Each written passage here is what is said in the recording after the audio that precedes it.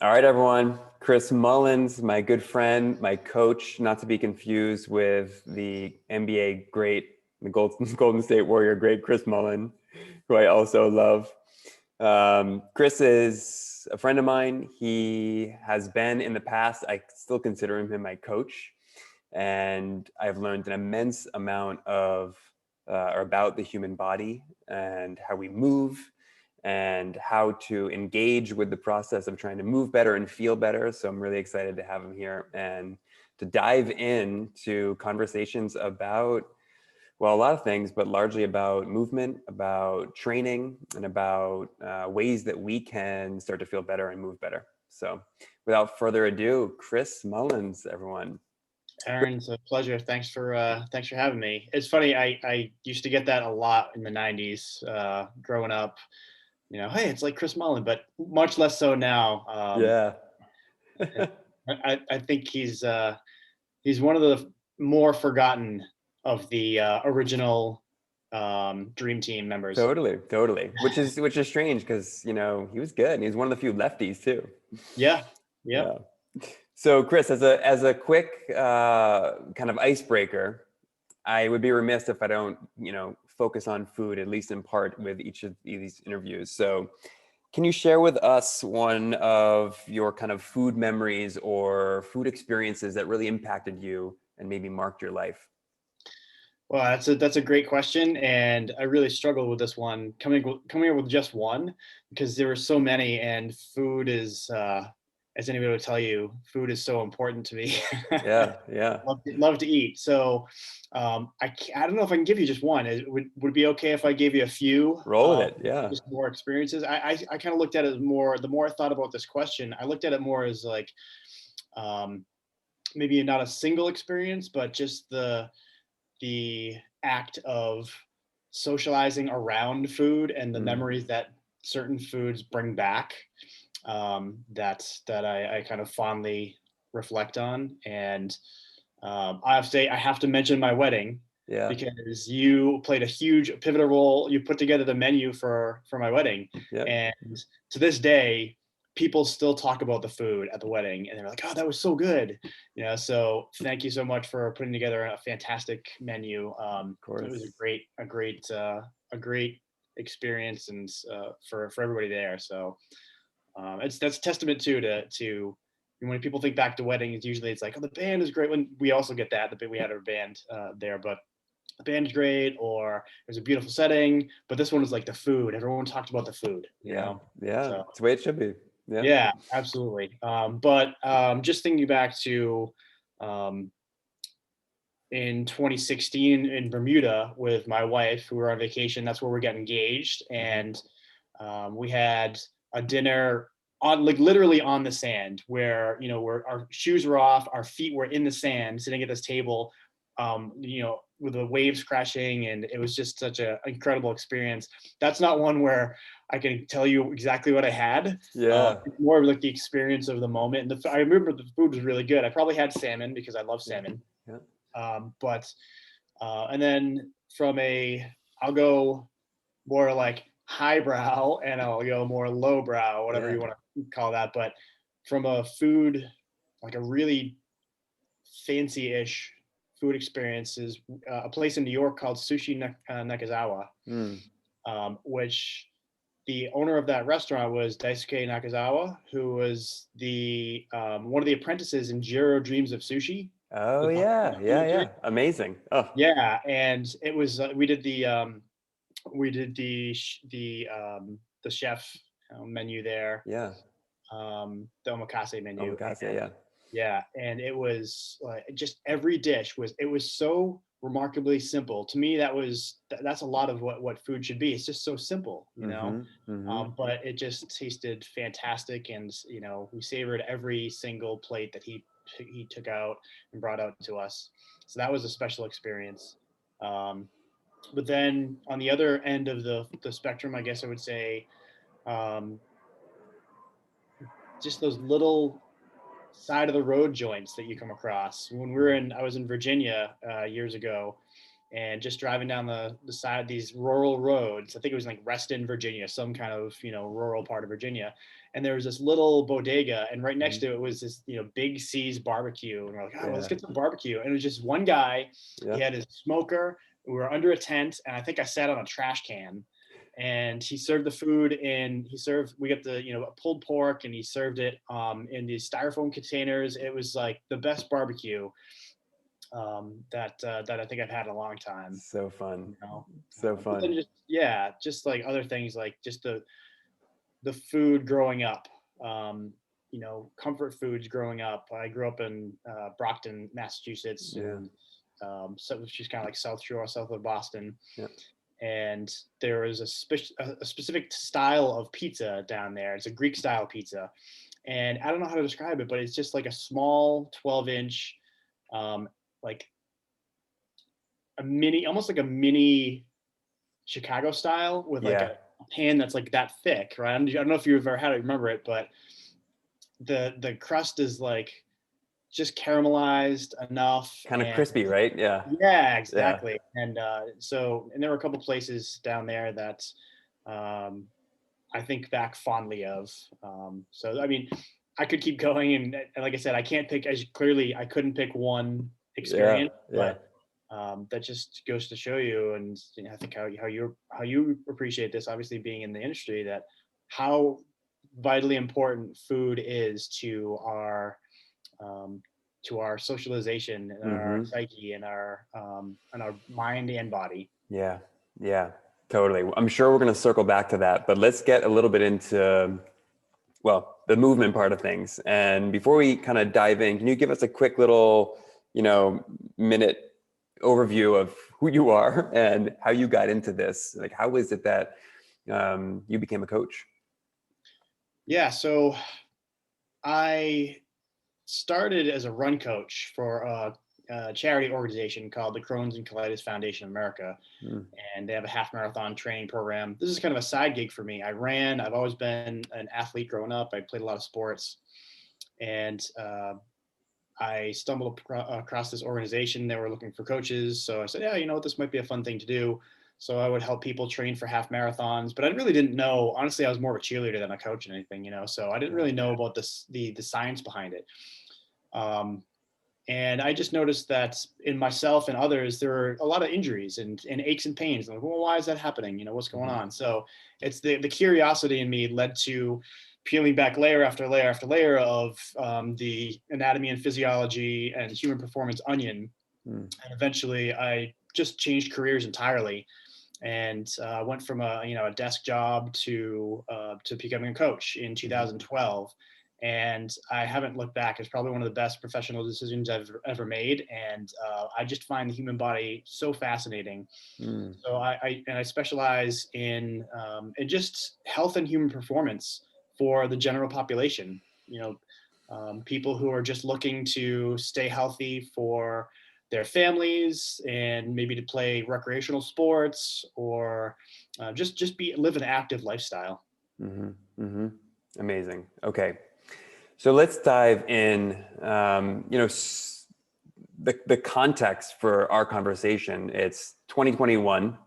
Modern humans are existing in a really, really different way than our not so distant ancestors, right? And I'm sure we're going to kind of come back to this theme a little bit as we go. So when you bring up, transferring from a desk job, so many of us are sitting all day, where so many of us are really barely moving our bodies at all, which of course is presenting massive problems. So when the average person kind of comes in to see you, or many people that have yet to do that, and maybe we can actually work towards, as we go, providing people with tools that they can do in their own home before they even get to you or realize they want to come see you. But I know from a little bit of my former background as a trainer, and then of course going through this process with you, it all starts with a screen, right? We come in and you kind of diagnose, and I know you go to, and I think you still do, go to the FMS screen. But can you talk a little bit about that initial process, right? And what you're looking for and how you kind of go about that? Sure. Yeah. So I don't quite use the FMS screen quite as much anymore. or specifically, I've kind of taken components out of it and kind of mixed it in to my own system. Mm-hmm. But ultimately, what I do is first I want to understand why the person is coming to see me in the first place. So a lot of questions are based around history. All right, what is your exercise history? Um, what are your goals for the future? So I'm looking at past, present, future. Like, where have you been? Where are you now? How are you feeling now? Where would you like to be? And just trying to connect those dots. Um, so once I understand, what the why someone is coming to see me, then I dive into that's going to inform me a little bit more on the type of assessment, movement assessment, if you want to call it, that I will do for the person. And Gotcha. it's everyone. I mean, I don't really have a standard template of things where I do this exactly the same thing every single time. Mm. Some tests I do with some people, and I might do another test with another person. Again, it just their body language, their desires and goals that kind Mm-hmm. of drive my assessment. Yeah. But I ultimately want to see. Um, I might do some passive testing. In other words, me taking a limb and moving it through a range of motion to see what they have available. If Mm-hmm. they're just sitting there, Yeah. that tells me a lot. It tells me how comfortable is this person, um, with me, right? So if they're sitting there and they're kind of stiff and I'm having a hard time moving their leg around, that tells me that okay, there's a piece of information that I need to make them more comfortable with me. Mm-hmm. So that's going to help drive a decision there. But it also, like I said, it tells me what they have available at that joint. Yeah. But more so, it tells me um, what position their body naturally wants to be in a resting state. So they're just Mm-hmm. there resting in whatever position. Maybe they're sitting, maybe they're lying down, whatever. What position is their body in right now, Mm-hmm. and what would their body allow me, or what would their brain really allow me to do with this joint, right? Mm-hmm. And then obviously we have to move, so I'm looking at more active, or how do they move, more active assessments, more active movements. How do they move, and what do they do with this range of motion that I've observed Mm. passively. How do they, whether it's compensate through certain ranges of motion, um, and what is their movement strategy? Ultimately, that's a big word for me, is movement strategy. What is their movement strategy? Um, I don't like to look necessarily at this is something that's different, now than the 5 years ago me. But I don't like to look at things in terms of corrections. I'm not trying to correct anybody, right? Mm. The people coming to see me, they're not broken, right? Um, I don't consider them broken. I don't consider that anything wrong with them at all. That's for if people have a broken bone, they're going to see a surgeon who's going to fix them. Yeah. I don't Yeah. I don't fix people. I more give them different options. I give them different variables to play with to help Mm-hmm. give them what they're missing, right? So if they're missing a certain range of motion, I'm going to help design a program that's going to help recapture some of that range of motion. Mm. If they're unable to perform a certain exercise without pain, or if they just can't perform a certain exercise that I deem important to health and well-being and performance towards their goals, Mm-hmm. then I'm going to put together a program that fills in those gaps. So ultimately, what I'm looking for is where are their gaps, and what can I program in to fill them in and tie that back into their goals of whatever it is, playing with their grandkids, or Yeah. skiing, or playing basketball, or whatever, right? Yeah. So that's in a large nutshell, what the initial few sessions look like with Yeah. when I want to train somebody new. Fascinating. So, what are some of the tendencies that I'm sure the average person can relate to? What are some of the tendencies? What are some of the themes that seem to be consistent with when your clients walk in the door? Um, I'd be curious to know what you're seeing as an average and kind of as a baseline. Oh, I think for me, honestly, and this has probably changed as my own education has changed, but I'm observing a lot of different mindset People bring a certain mindset and certain perceptual biases Mm. towards exercise, you know, and applying that to themselves, whether it's limitations. Like I know that and people will often come to me and say, well, this hurts and I know I need to stretch more or something, or this hurts and I know it's because of this. I'm like, well, Mm. if you know it's because of this, then, you know, then what is your strategy for addressing it and why is it still happening? Mm. And oftentimes it's, you know, that's type of approach is lends itself to thinking more deeply about, all right, well, maybe it's not specifically this, maybe it's a number of factors, right? So mindset is probably, like I said, the biggest the biggest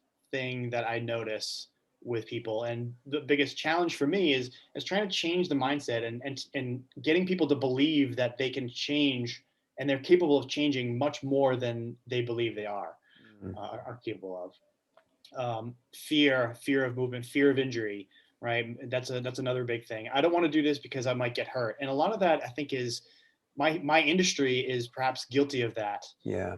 Um, Both from a training perspective and a therapy perspective. Mm-hmm. And I kind of lump myself under the umbrella of, you know, movement and performance, which encompasses both trainers and coaches and physical therapists. Yeah. We're all in the same realm of movement optimization, Mm-hmm. just at different ends of the spectrum. And I think my field is probably a little bit guilty of that because we send messages like, you know, insert exercise here is bad for your insert joint here. So Yeah. things, for example, I've heard running is bad for your knees. I've heard deadlifting is bad for your back. Squatting is bad for your knees. And we're basically just taking these movements that normal human beings should be able to perform, Mm-hmm. right, at some level, and perhaps incorrectly associating it with pain in a certain joint, perhaps because of the way that the exercises were executed at some point in time, and maybe some of the themes that's, you know, people are seeing um, in their own lives, and Yeah. the information that they're receiving, and their information that they're interpreting as this person has bad knees, whatever that is, Yeah. and they run a lot. Oh, it must be the, you know, A and B must be linked. Well, unfortunately, it's like it's not that simple, and Mm. I think we like to put things into buckets, right? Mm-hmm. But really, there are many different variables involved in our ability to move and our ability to express movement, and our perception of pain and our experience of pain. So, Yeah. more than any other movement tendency, I think mindset for me right now, um, thinking about the people that I train now and thinking about the clients that I've had in the past, I think mindset is probably the um, biggest theme as in terms of you know, things that I notice. Yeah. Yeah. I wonder, you know, while you're describing the scenario, I can't help but think of the kind of themes of trust and intuition. And in your case, there's kind of two layers of trust because it's in part the people that are coming to you trusting you, but I'm curious what layers of the work involve you helping them build trust in their own bodies, and while kind of building a sense of intuition with movements that used to, like as going back to our evolution, used to be familiar, but have come we've kind of created this distance with the deadlift being one of them. Like we're so rarely kind of loaded in deadlift and doing it properly for a lot of different reasons. So can you speak to that? Because that conversation really excites me. Yeah, you know, I just watched a documentary on Bruce Lee, and he was just a fascinating individual. And he was talking to one of his students, and his students asked him a question about, you know, how to do something. And Bruce Lee basically said, like, I'm not going to show you how to do this. I can guide you Mm. to explore your own body. I'm paraphrasing here, but Yeah, yeah. his whole point was, I'm not going to show you how to do this. you have to figure this out on your own. I'll guide you in that direction.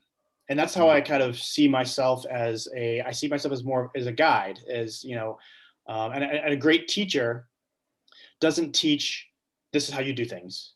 They teach, this is how you figure out on your own. And this is how you experiment with your body. And that's one of the biggest things that I want people to take out of training with me is experimenting, learning, playing in the sandbox, not being afraid to make mistakes, and understanding how to modulate your exercise ability and exercise performance so that you're able to play in this safe zone of, I can make a mistake and be fine and learn from it, versus just going, all out and really pushing myself and then finding out, the hard way, oh, I must have done something wrong, right? Well, so it really is so much to your point about learning about someone's body and learning how to trust your body and learning how to trust that I can do this, I can try this movement, I can make a mistake and bounce right back from it. And that's, a concept,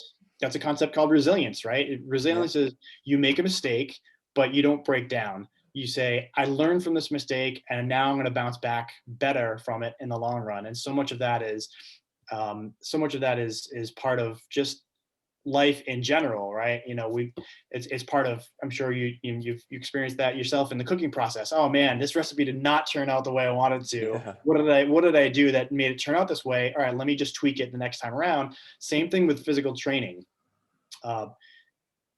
You're basically trying to see what your body is capable of, try different things, and then figure out what the best way for you to perform that, whether it's movement or exercise program, the best way for you to perform that is, and how do you improve and get better from there? Yeah. Yeah. And from my own experience working with you, along the way, you start to kind of tune into your own body and start to relate to your own, biofeedback in a lot of ways. And it's interesting because in the work that I do with people with eating changes, it's kind of the same thing. It's like, can we tune in more? Can we pay more attention and start to listen to our body and kind of communicate more naturally and fluidly with it? So let's get to some specifics and some of the fuzzy stuff and some of the kind of the ways in which even someone like me continues to kind of misinterpret my own body. And one of those things is the idea of stability versus mobility. What parts of us are supposed to be one versus the other, and what should we be working on, or what are some of the things that we're doing that might be harming us? Sure. Those are two buzzwords, right? Stability and mobility.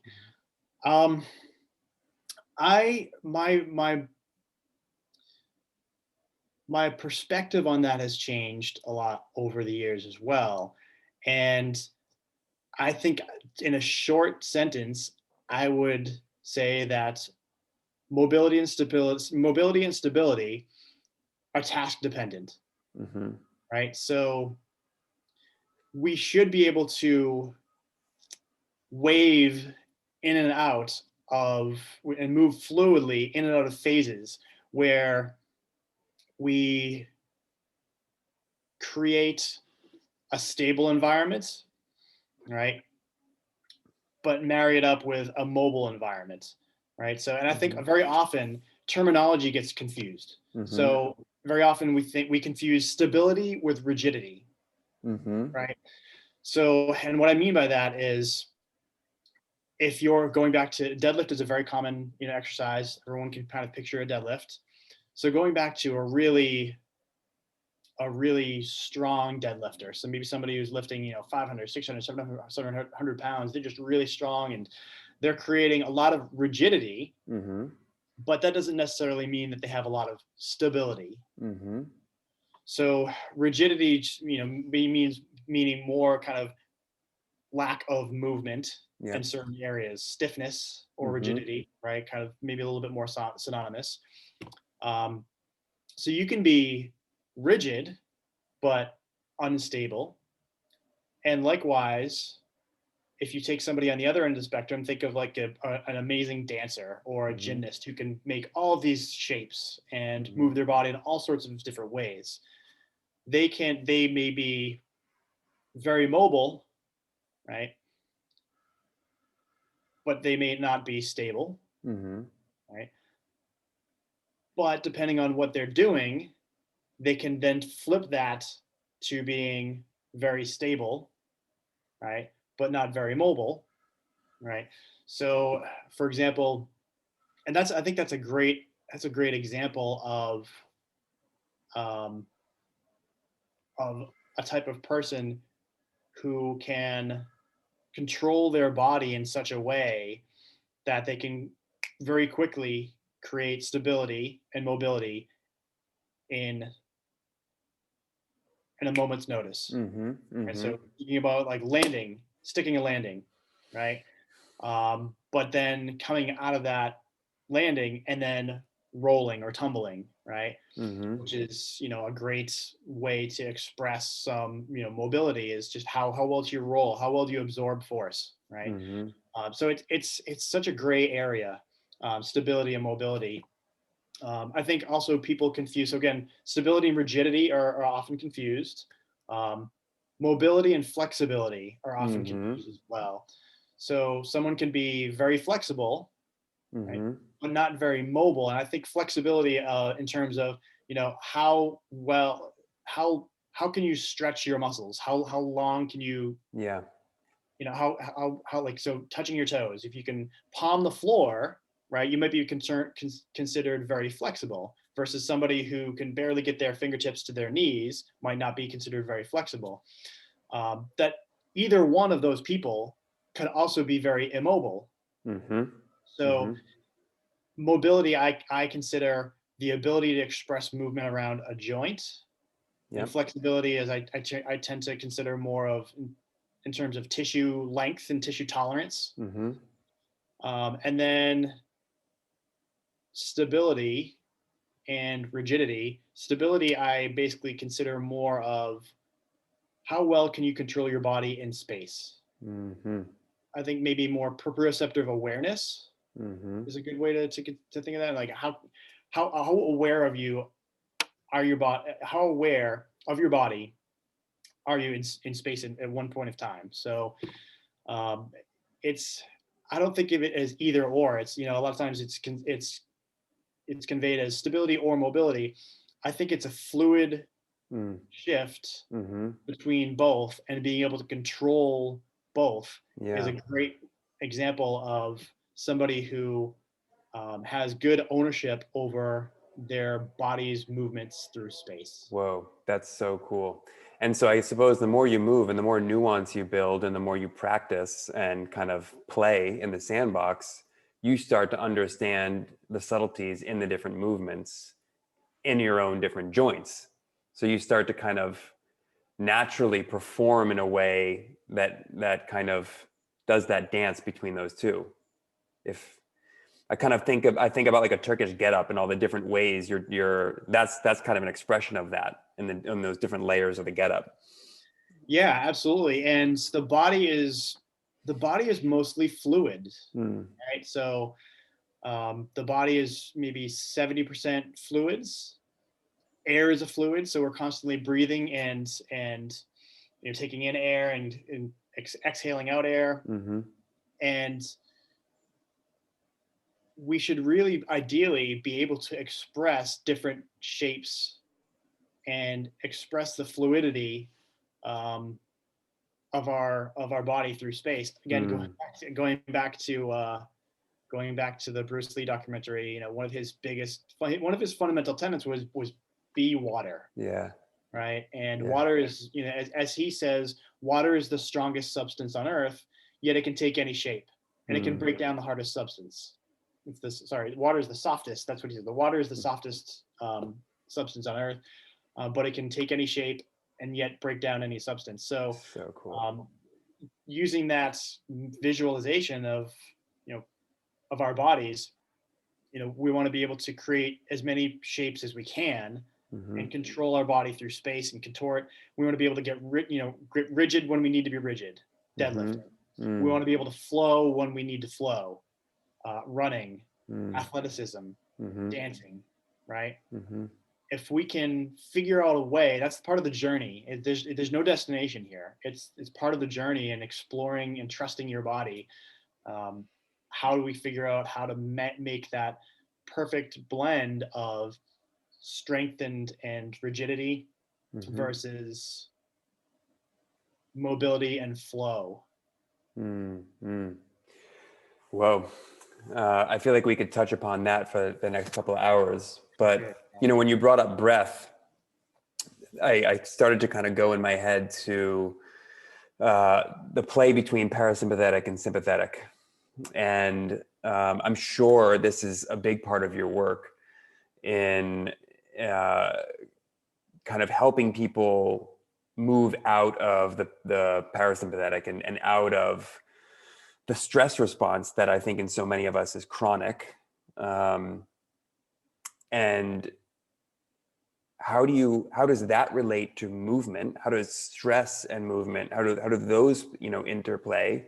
And can you talk about some of the tools that you use to help people, not just when you're with them or training, but the ways that they can apply those tools in the rest of the day when you're not with them? Yeah, I mean that's a great point. A great question.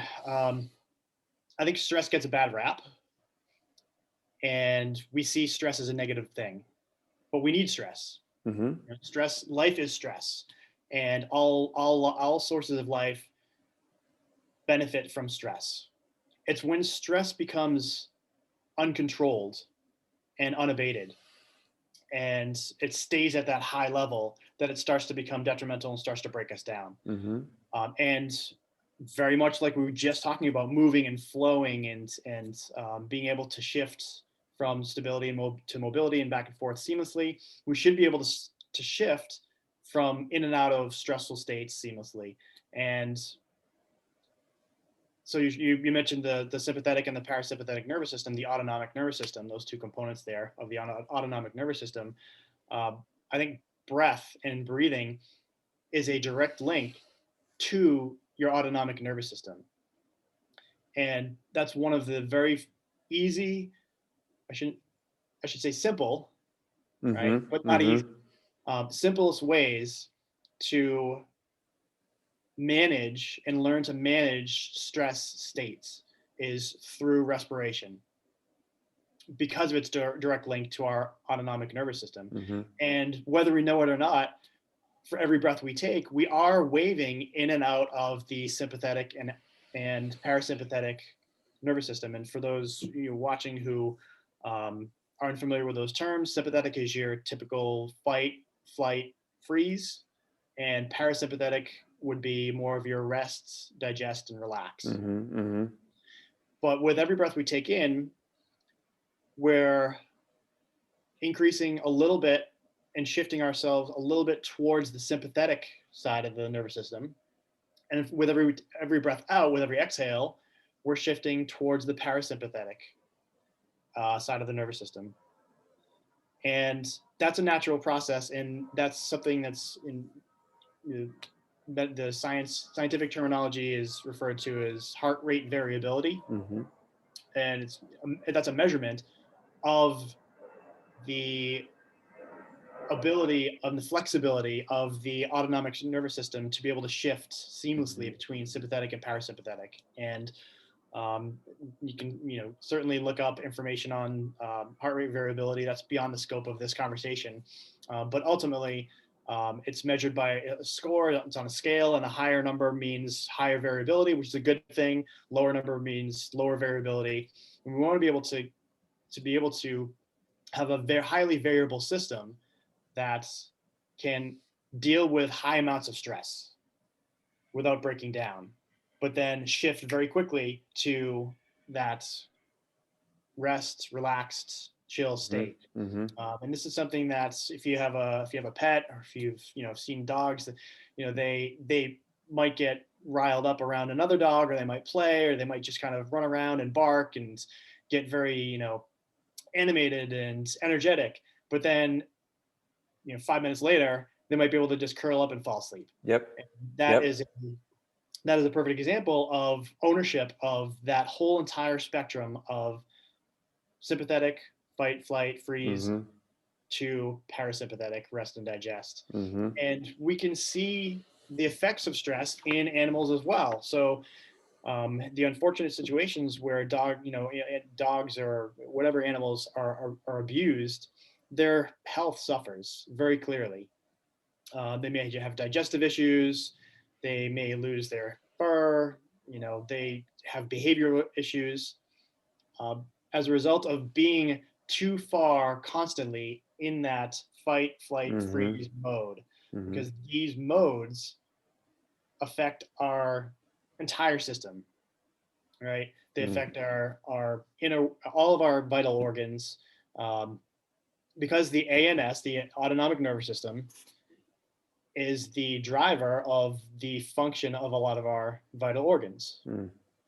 So again, going back to breathing, one of the simplest things you can do is learn to control the breath Mm-hmm. and learn how to get a good full exhale. A lot of times we think, if someone's stressed out, and say take a deep breath, and it's usually right, but really that's kind of the opposite of what we want to do. We want to be able to exhale and get a nice long exhale, get that air out, because that exhale is tied into that parasympathetic nervous system response.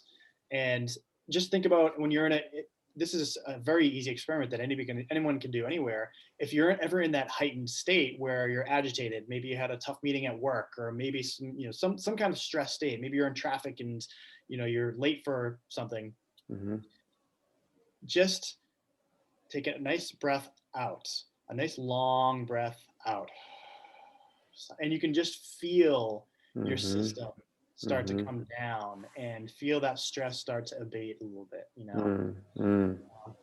So, and it doesn't require any equipment. It doesn't require, purchasing any products. It's something that we do every day that we can train and improve at any point. And we can learn to do better.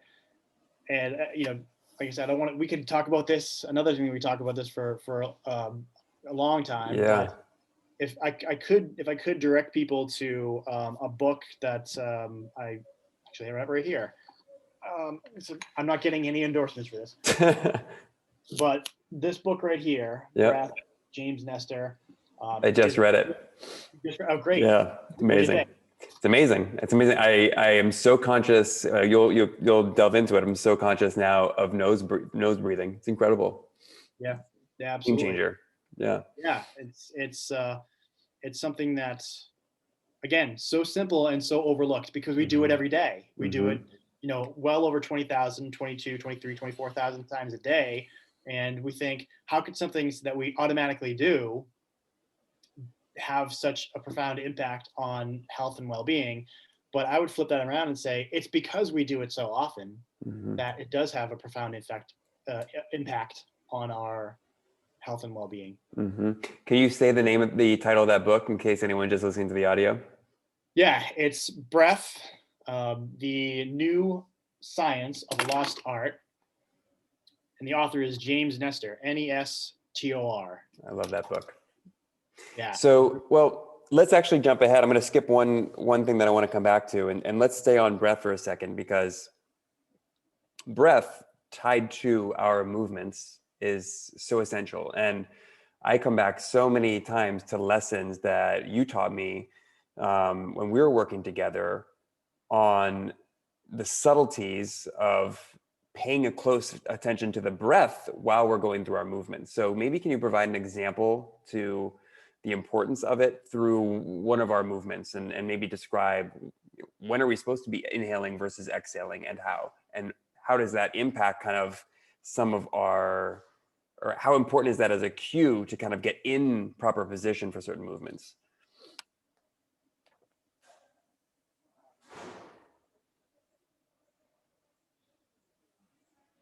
Looks like you froze there. You froze there for a second? Yeah, you too. You're back. We're good. All right, good. I got you up until up until when to inhale and when to exhale. And Yeah. That's, and then how do you use, let's talk about that breath. And do you use that as a cue? Do you use or breath as a cue in different movements, and maybe give an example? Yeah, sometimes I do. Sometimes I don't use it all the time, but sometimes I do use the like when to inhale, when to exhale as part of the cue. And again, it depends on the individual, and it depends on the task, and depends on what that individual needs. So at a very high level, I think of movement in terms of maybe inhaled states and exhaled states. It's kind of an oversimplification, but very simply, when we inhale, certain things happen at the rib cage in the torso, and it affects the joints and the position of the joints. And when we exhale, likewise. So the breath affects position of the joints, and I kind of take that into consideration during my assessment, and then I'll choose an exercise based on what that person needs. And again, going back to filling in the gaps, what do they need more of, right? To help improve their movement profile. So to use a specific example, say someone is doing a squat, and maybe they're having trouble getting down into the bottom of their squat. They get to a certain point, and then the squat form kind of breaks down a little bit. So I might teach them, how to position their body, and then go down as low as they can. Maybe I might have them, go down to a certain point, exhale, and then once they get to that point where like, oh, I don't know if I can go any further, I have them pause there, maybe take a little breath in, and then exhale up out of the bottom. It's usually, to keep it super simple, I generally will say, without getting into specifics, I'll just say exhale through the exertion of force. So push up is a good example. Yeah. I'll say, all right, when you're pushing yourself up, exhale through that up portion. If you're coming up out of the bottom of a squat, exhale up when you're pushing the bottom of the squat. When you're doing a deadlift and picking something up off the ground, okay, exhale when you come up and when you push the floor to come up out of the bottom of the deadlift. So that is very simple. If I had to give one piece of advice in terms of how do I coordinate my breathing with my movements in my exercise programs for anybody out there listening or watching, I would say just learn to exhale through the exertion of the exercise. Again, it's task dependent too. So there are breathing techniques that high level power lifters will use where they're holding their breath. Yeah. And that's a tactic to, again, going back to creating rigidity. That's a strategy to create rigidity, because when you're lifting high volume of weight, when you're lifting a lot of weight, you don't want a lot of movement. You want stiffness, right? But on the flip side of that, if you're trying to improve your range of motion at a certain point, if you're trying to improve shoulder range of motion, you're trying to improve hip range of motion, then you want to be able to breathe through those movements. And one strategy that a lot of people will use is breath holding. And breath holding is a strategy to create stiffness and to create rigidity. But again, going back to it's task dependent. We have to determine, are you holding your breath because you need that rigidity, or are you holding your breath because rigidity is your only option to move through that range of motion? And very oftentimes, if we're talking about movement, mobility, and range of motion, improving range of motion and improving our ability to flow through states, then I want people to be able to breathe strategically at certain points and breathe through those and not hold their breath. I think that's one of the really interesting cases for coaching, especially early on, because how often are we unconscious or not realizing, for example, where we're even just doing a push-up where we just went 3 without taking any breaths at all, not to make a case to sell Chris right here and his profession, but right there is a super key point, I think. that goes Well, to really to interject really quickly. yeah. Carries over to life outside of the workouts as well. Mm, There's this concept that was coined a few years ago called email apnea. You've probably heard of sleep apnea, which is a temporary cessation of breathing during sleep. hmm. But there's been some research out there that shows that when people are in front of a computer and answering work emails and just kind of sitting at the desk doing work at the desk, that they actually unconsciously stop breathing Whoa. for momentarily for a period of time. And I forget where that's not my term. Email apnea is not my term. I forget where I heard it, but so it's not just a breathing. It's not just an exercise related thing where we're trying to really exert force and really exert a lot of lift a heavy weight, but it's also just in daily life. And I would Mm, probably carry that over, and I would argue just through my own journey that carries over to driving as well. I've definitely noticed myself that, wait a second, yeah. why am I holding my breath here? Yeah. Um, so those little things do have profound impacts Mm, on our health mm, and well-being, as mentioned. amazing. Chris, you mentioned you've brought up a couple through this conversation so far, and one of them that you just brought up, I remember from the deadlift, and that's the idea of cues. And what I kind of want to leave our listeners with a few cues that they can kind of take with them. Maybe they're working on some of these movements. Let's take deadlifts for an example. You just brought up kind of like pushing the floor away from you, right? And I remember that cue being really, really impactful to me. And I kind of associated the movement differently once I learned that cue. Can you kind of talk about cues in general and how do we apply them? Yeah, that's a great question.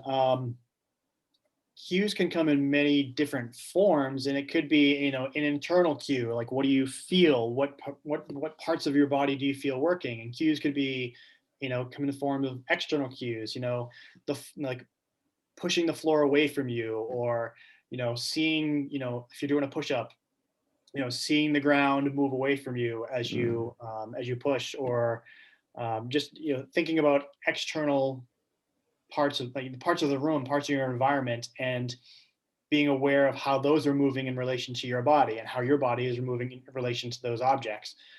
Um, so I think one of the biggest things, since we're so constantly interacting with the ground, grounding is a very fundamental concept for me, mm, but it's a fundamental concept in the world of psychology as well. mm, mm, Um, and you hear a lot in like how be grounded, make sure that you're grounded, mm, getting a connection, to your mental well-being. mm, It carries over. It's the same concept with exercise, and in a little much more literal sense of, all right, can you feel the ground? And many times I think people are generally unaware of the position of their foot on the ground when performing an exercise. And we think, here's a weight, I'm going to lift it, mm, right? mm, Which, yes, technically you are lifting a weight, but how you're lifting the weight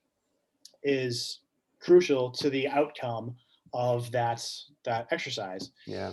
So thinking about pushing, right? So push-ups, push the floor away. Deadlifts, push the floor away. Squats, push the floor away. Is going to, and studies have shown, there's lots of studies out there about external cues versus internal cues, Mm-hmm. and the muscle activity involved in each. But from my own experiences, anecdotally, the feedback that I get from clients, how did that feel when you thought about pushing the floor versus before when you were lifting the weight? Mm-hmm. Very often I'll get, it felt lighter, right? The Amazing. same weight felt lighter with the same movement, with a different thought process and a different focal point. So Mm, thinking about pushing the floor away, make sure you can feel your feet on the ground, make sure you can feel yourself balanced through both feet, make sure you can feel your whole entire foot with your heels firmly anchored to the ground. That's going to allow you a firm, solid base upon which to push, mm-hmm. which is then going to allow you to express force. Because ultimately, a lot of the strength exercises that we do in the gym setting are force related, and how how well can you express force to move an object, or an implement, whether that's your body weight, or you holding something, or something on your back or in your hands. Mm-hmm. And I think thinking externally about how your body is interacting with the ground, or if you're seated, where are your feet on the ground? What do you feel on the seat? Do you feel sit bones is something that's referred to a lot in the yoga world, but I use it a lot if I'm teaching somebody a seated exercise. Do you feel your sit bones in the chair? That's grounding. Sit bones is grounding, right? Yeah. Feet on the ground, heels, that's grounding. And it's much more effective from a health standpoint and from a strength and force expression standpoint to be able to feel your body connected to the ground. Um, that's I'm talking about task dependency. If we're talking about strength and force, force creation, I want people to be connected to the surface that they're on as possible. When we're talking about other things like speed and power, like say you're running or sprinting or changing directions for sport, right? I don't want people necessarily to be connected to the ground, because that means they're heavy on their heels, right? You think about talking about athletes, they look heavy on their heels. Tennis players don't want to be on their heels. That means they're off balance. Basketball players get thrown off balance if they're on their heels, right? Yeah. Defensive position on your toes. Yeah. Exactly. So those cues are going to be different than a deadlift cue. But yeah, to your point about the exercises that people will often perform in a gym, for creating force and pushing weight. I want people to be able to sense the ground. I want people to be able to express force and put force into the ground, because that's going to be a much more effective strategy for moving a weight. So cool. Chris, let's segue to the idea of training itself, like the work with you. But let me just take a step back. When I came to you, I was getting just abused working in a kitchen every day. I mean, I'm not saying abused by other people, abused by the work itself. Not that that was not normal at a time in history in restaurant kitchens. Which I know so many of us, even if it's sitting at an office desk, is kind of an abusive, experience for our body in a lot of ways, right?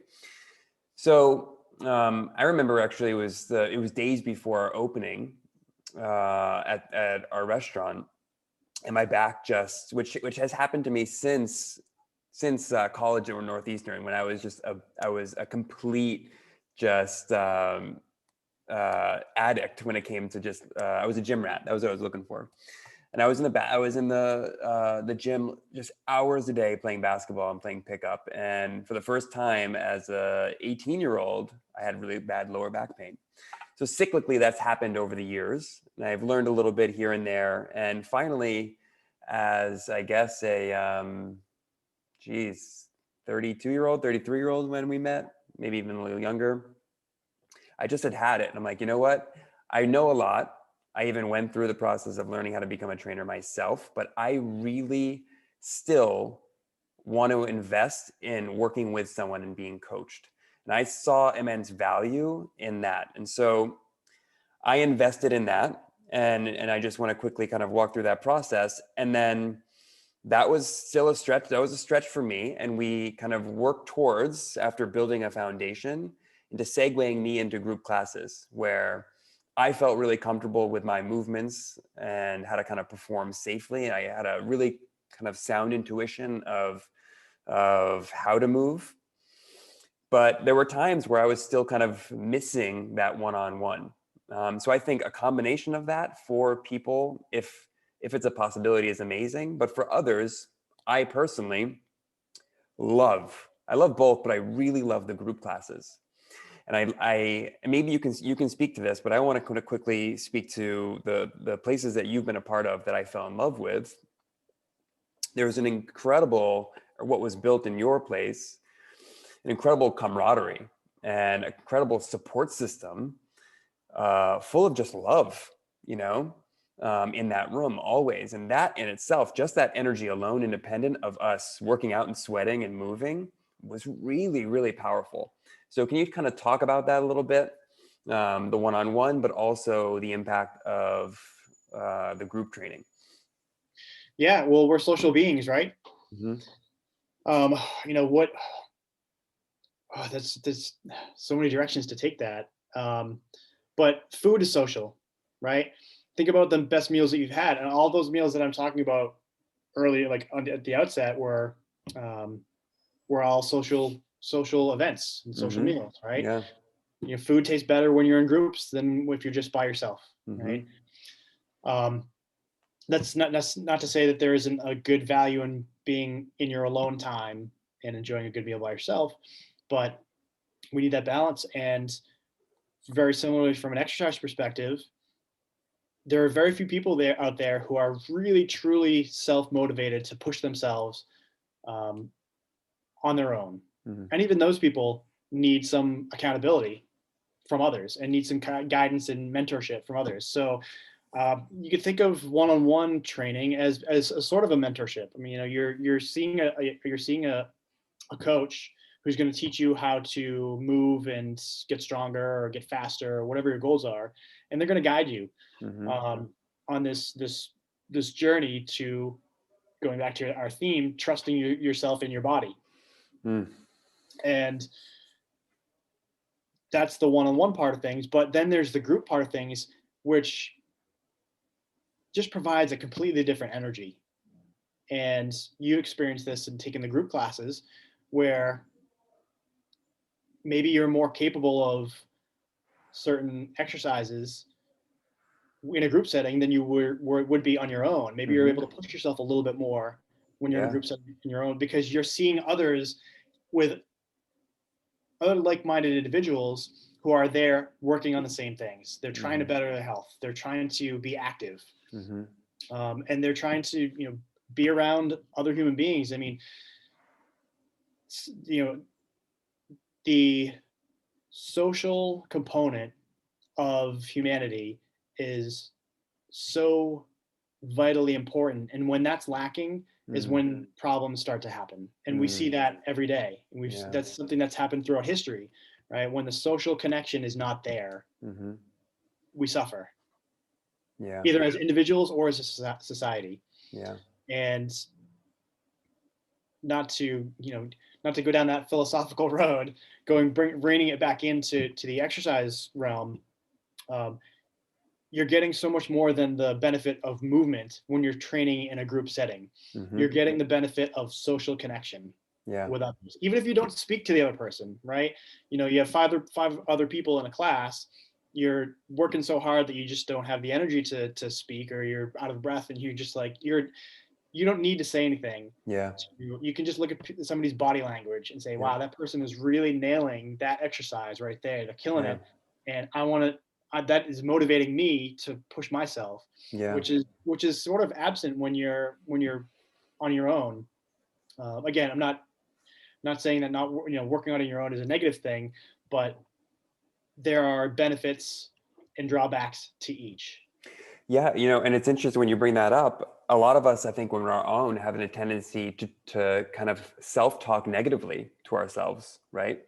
And interestingly, in the group format, not only is it supportive, but I found it completely non-judgmental. It was the opposite, right? And I think, interestingly, that is probably what holds a lot of people back from even going to the gym, right? Because they might feel uncomfortable in their own body. They might feel embarrassed to even go. And I can sympathize with that for absolutely. So if anything, this is a plea to some of those people listening. This is a safe place. This is a supportive place. This is a place to feel loved and accepted. Absolutely. And what better environment to start to kind of work through this stuff? I can't imagine one. So Yeah, I mean, you're absolutely right. The supportive environment, it's so huge. Some of the best classes that I've had are when I say the least, mhm. and it's just the clients. Sometimes clients will coach each other, right? I'll Yeah, say like, "Hey, try this," and I don't have to say anything. They're basically, and that's the beauty of it, because I can also get very trapped in my own cues, and these things work, right? But from another client's perspective, they see things differently than I do, which might make a connection. So say say you're training next to another person, and the coach is off working with someone else, and you see somebody who's struggling with an exercise.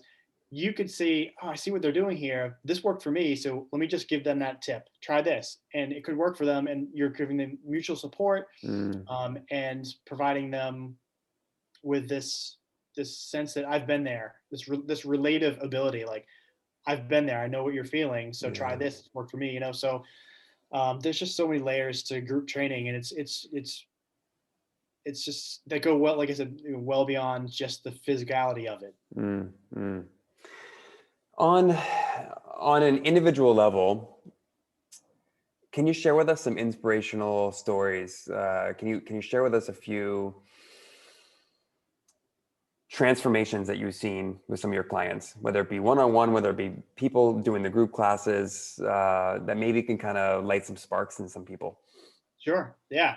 So I have one client I can think of right off the top of my head who really had no gym experience and didn't really play sports growing up, never went to the gym, um, and then um, decided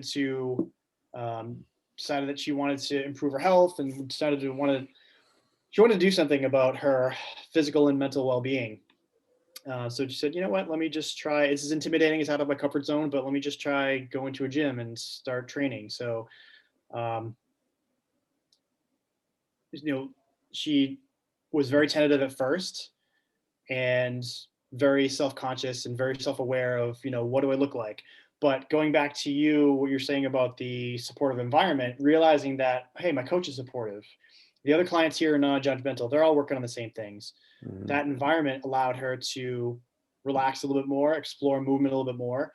And she now, where she had, like I said, had no gym experience, now prioritizes and considers her workouts and her training time as a priority in her life. Mm, And her schedule, it's part of her schedule. It's written into her schedule, and she, regardless of what else is going on in her life, this is something that she sees as necessary for her to do to be able to stay physically and emotionally and psychologically healthy. mm. So beyond any other, it's not. This isn't one of those, you know, deadlifted, 500-pound story, or ran a race as fast as possible story. This isn't one of those Yeah. stories. This success is the accountability and the consistency. Consistency is probably one of the best results that we can have beyond any amount of weight lifted or any race time or any specific number. I think Mm, consistency is probably the single biggest accomplishment that we can start with. mm-hmm. And this is a perfect example of that. And she's remarkably consistent. I can probably count on one hand. She's been training with me since 2012, and I can probably count on Wow. one hand how many sessions she's missed. Wow. So that's one story. Another one is a client who had cancer at a young age, and had breast cancer at a young age, and had back pain for years, and just chronic back pain for 10 years, and it just affected her ability to function. Again, didn't have a whole lot of gym experience at all, and really never exercised. Mm-hmm. But then again, same thing, kind of decided, you know what, I need to do something for my health to be able to function Mm-hmm. well into my later years in life. Yeah. And when we first started, it was challenging for her because everything hurt, Mm-hmm. and she was very discouraging. She just, I don't know if I can do this. This is like every time I go to a session, everything hurts. And we kind of slowly worked through at her own pace, Mm-hmm. um, not really focusing on any kind of exercise specific goals, just getting the sense of, all right, you can do this exercise, you can do this movement without it hurting, right? Mm-hmm. And that was a win, right? In the beginning, that was a win where it was, hey, I did this exercise and I wasn't sore the next day. I think so often we think of soreness as a hallmark of a great workout, but Mm-hmm. for me, I actually want the opposite. I want people to be, maybe a little bit of soreness, but if they're not sore the next day, okay, good. That means we can go back into training and we can be consistent. Mm-hmm. And for her, that was exactly what happened. She realized, oh, wait a second, I just did this workout. I can do physical activity without it hurting. Mm-hmm. And that just snowballed. Mm. And now, 3 or 4 years later, she loves the program that she's doing. She loves the physical activity and the feeling of being able to move and perform an exercise that she couldn't before without any pain. So that's another example of just learning to trust your body, Mm-hmm.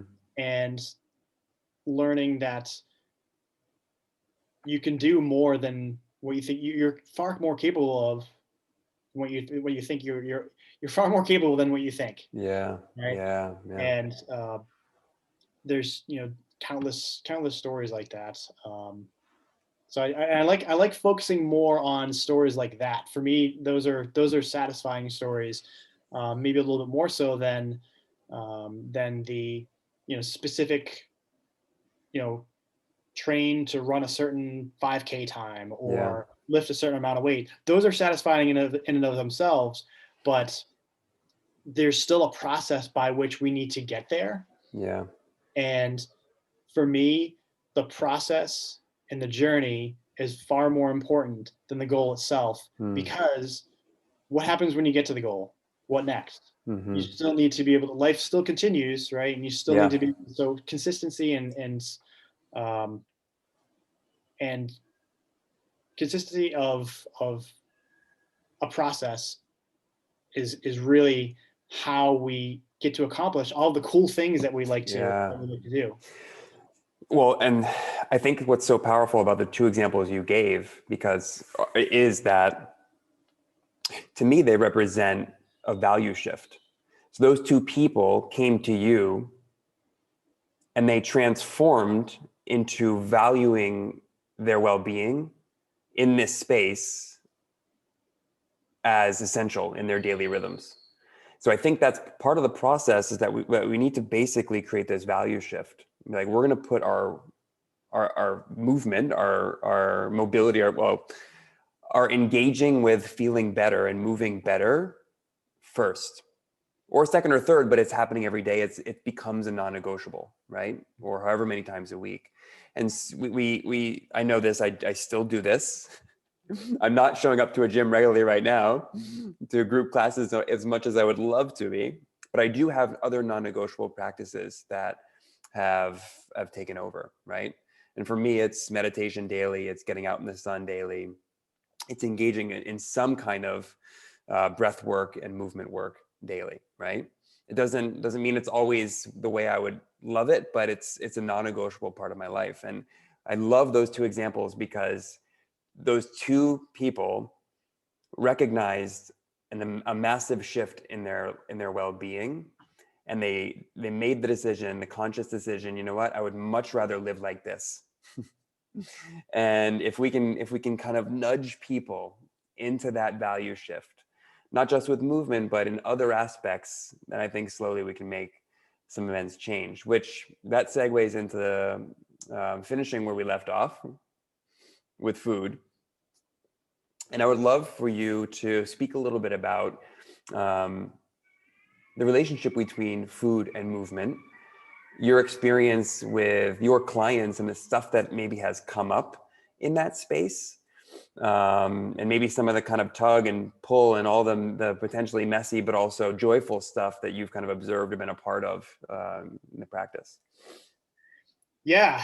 Well, I mean, and this isn't necessarily a plug, but that's why I came up with the name of my business, Connect Health and Performance. Connect is something that I wanted people to an action step, right? I want people to make the connection between all these various aspects of their life and how they affect their health and performance. And food is one of those connections, right? So take an extreme example, okay?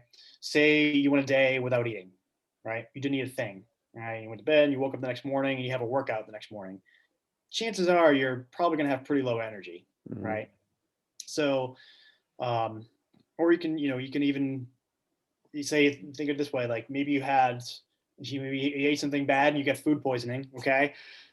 You're not going to be able to move that well if your stomach is really bugging you. Right. So I mean, these are extreme examples, but food is intricately linked with our ability to move and perform exercise and perform physical activity. They inform each other, right? Mm-hmm. So, you know, food is, a lot of times people say food is fuel. As you, I'm sure you would agree, food is way more than just fuel, right? Mm-hmm. Um, but it does provide us with the sustenance to perform physical activity, Mm-hmm. Mm-hmm. right? It energizes us. It energizes us physically and emotionally and psychologically, and but it also has the possibility of doing the opposite, right? So the quality of the food that you put into your body, the quality of the food that you consume, has an impact Yeah. on the quality of the output, because it's the input and the quality in the physical activity is the output. So Mm. it's going to directly impact how you feel during your workouts. Mm-hmm. And I mean, bodybuilders know this, right?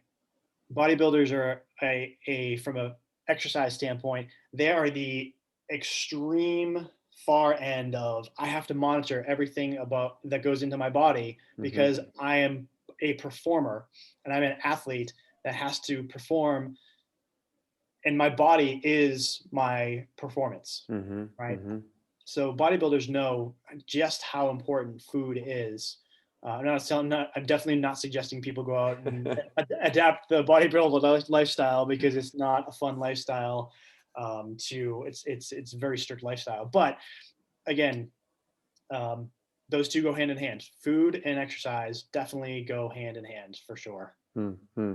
Can you speak maybe to some of the complications that you see with some of your clients? Maybe not complications, maybe it's misunderstandings around food that maybe aren't serving them, and maybe some of the transformations there. I know one of them personally is my evolution from reading Men's Health in probably the late 90s telling me to avoid fat and drink skim milk, to that, falling on its face and me embracing the opposite years later, and having much more energy because of it. So maybe some things like that. Yeah, I mean, that was essentially the direction I was going. Is the misconceptions of information that's out there, like this food group is bad for you. It's like, well, Mm-hmm. fats and carbohydrates and proteins are macronutrients, and all of which we need Mm-hmm. in some combination to be able to help maintain function, brain function, and organ function, and hormone function, right? So I think some of the some of the fad diets, right, where people are, they encourage eliminating things, Mm-hmm. right? I think, and this food is, I'm not a dietitian, not a nutritionist. This is my area of expertise. And I don't give specific, food advice. Again, it's not my practice. Mm-hmm. Um, the only food advice that I give people is just, the very, very basic, like eat a rainbow of foods, make sure that you're getting plenty of water. Um, but, and I don't get into the specifics of what to eat. And, sometimes we exchange recipes, which is kind of a fun thing to do, Yeah. Yeah. which I've done in the past. It's like, because that's a way to make food enjoyable and fun. Is, hey, I tried this recipe, try it out. I'm like, oh, I Mm-hmm. tried it out and I made these little tweaks. That's a process of connecting through food, Yeah. um, which can be a way to then improve our relationship with food, right? Mm-hmm. And Mm-hmm. break through some of those preconceived misconceptions about this food is bad, this nutrient is bad, right? Yeah. Um, and you're really trying to take away the complexities that have been layered in and Mm-hmm. just simplify, just very similar to what I do with exercise, trying to break through some of the complexities and some of the misconceptions about movement and exercise, and simplifying it for people and saying, like, you can try this, you can try Yeah. that, you can try different things. Give yourself a well-rounded exercise routine. Give yourself a well-rounded exposure to different types of foods, Yeah. right? Yeah. So those are, I think you hit the nail on the head in terms of, like, you know, um, don't eat fat. Fat is, dietary fat is not the same as fat in the body, right? Yeah, yeah, So, yeah, and those things are still pervasive. I think a lot of those things are still pervasive today. yeah. Carbs are, I think lately, maybe less so now, but the last, 5-10 years, carbs are bad, right? Hmm. Don't eat carbs, and it just takes on a life of Yeah. its own. And it's like, no, carbohydrate is a macronutrient that is a part of a regular necessity for our body to Yeah, function. yeah, yeah. And lumping in Wonder Bread as a carbohydrate versus things in the vegetable world that are carbohydrates, how do you speak to those in the same lens, through the same lens, right? I often use this analogy. So you have a banana and one of those 100 calorie pack Oh, of, yeah. Oreos, right? It's like, oh, it's only 100 calories. They're both about 100 calories, but think from a common sense perspective. Yeah, Which one is going to be more nutrient valuable to you, the yeah, banana or the 100 calorie pack? yeah, Same amount of calories, different nutritional yeah, value. yeah. It's Or which one is food? Yeah, exactly. One of those is just not food. It's This just one not comes food. this one comes in its own packaging Yeah. that's biodegradable, right? And this Yeah. one comes in, everything in this package is produced. You know, It's so amazing because I hadn't really linked this before, but the work that you do, and I love the way you just described simplifying. It's like just get moving, keep it simple, right? Have fun while doing it and just kind of build your intuition around it, right? But keep on showing up and keep on engaging, keep it real and keep on doing it. And really that's the crux of just is I think having success and building a healthy relationship with food and eating. It's it's to me getting involved with the cooking process, the art of cooking, hopefully, but at least engaging with the process and learning about it, even if you're not cooking a ton of it, right? And even if you're outsourcing, but ultimately just keeping it real. And then starting to play while paying attention and kind of being present and listening to the biofeedback, paying attention to how it is that foods are making you feel, or how is it that your body is responding to certain foods. And then just continue, like you said, to get into the sandbox and play. And like I hadn't really, until we just uh, had this conversation, put those two together in the ultimate similarity. So thank you for coming up with that. yeah. I mean, Chris, we're yeah, both your coach. We're both coaches in different realms, but same philosophies. yeah. Chris, we could talk all day, and I think that I would love to. There's nuance here that I think we could get into and take one of these and have a whole hour about it. So I'd love to have you back in the future so we can dive deeper into some of these topics. But in the meantime, can you tell us how we can find you? What are you working on now? And so people can follow up and learn more. So I have a couple websites you can find me. One is coachchrismullins.com. That's Mullins. And my company is connecthealthandperformance.com. Um, I'm getting back into writing a little bit more. Actually, just put a new article out today. Um, but those are the two places to find me. I do right now. I do online personal training and small group training, and just added program writing as well for those people who just want a program written for them Amazing. without the one-on-one time or group time.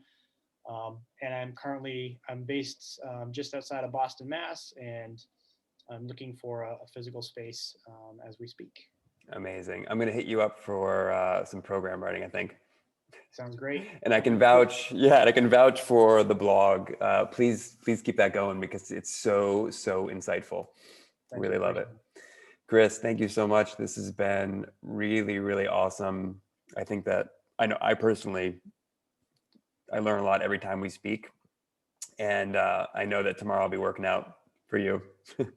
All right. Love it. Thanks, Aaron. All right, Chris, we'll talk to you soon. Be well. You got it. You too. All right.